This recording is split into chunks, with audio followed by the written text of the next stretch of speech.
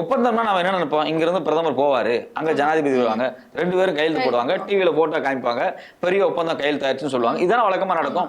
இவரும் போகல, அவரும் வரல, அவர் ட்விட்டர்ல போடுறாரு, இவர் போன்ல பேசினாரு, இவர் ட்விட்டர்ல போறாரு அப்படின்ட்டாங்க. என்ன பண்றீங்கன்னா அந்த ஒப்பந்தம் குறித்து நாங்க ஒர்க் பண்ணிட்டு இருக்கோம். எப்படா வெளியிடுவீங்கன்னா அடுத்த மாசத்துக்கு பிறகு வெளியிடுவோம்.